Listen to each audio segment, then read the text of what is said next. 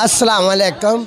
मेरी मिन्नत मरियम नवाज साहिबा नाल कि देखो साढ़े भी हकूक ने, असी भी कुछ खर्चे करने होंदे ने, साडियां भी ज़रूरतां ने, असी भी कपड़ा पाने, असी भी इस मुल्क का हिस्सा वां, असी भी इस मुल्क च ही रहने कि मेहरबानी की जाए, साढ़े वाल भी निगाह की जाए। असी मस्कीन लोग हाँ, इस मुल्क च रहने वाले हाँ।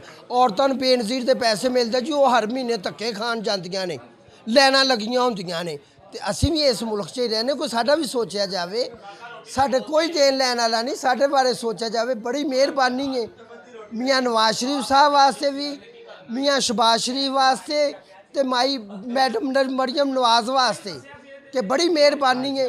साढ़े वास्ते भी IG पंजाब वास्ते भी साड़ी गुजारिश है, मिन्नत है, कोई साडा जोर नहीं। असी मस्कीन गरीब लोग हाँ, इस माशरे का हिस्सा वां। साढ़े वाल सोचा जाए, हर बारे सोचा जाता, साढ़े बारे भी सोचन।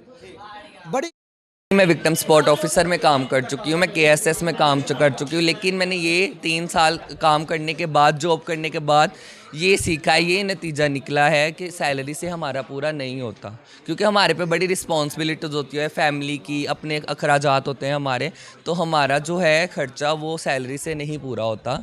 तो इस वजह से हमारे फंक्शंस खोल दिए जाएँ। जी, थैंक यू। अस्सलाम वालेकुम। मैं सबसे पहले अपने गुरु काका का शुक्रिया अदा करती हूँ जिसने ये खुशियाँ लगाई हैं, मेरी खुशियों में शामिल हुई। जो जितनी भी फ्रेंड आई हैं मेरी, सब का शुक्रिया अदा करती हूँ।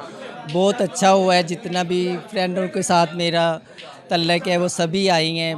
बहुत मज़ा आ रहा है, अच्छा लग रहा है कि सभी सहेलियाँ मेरे पास हैं, अच्छी लग रही हैं। थैंक यू, शुक्रिया। बहुत खुशी हुई।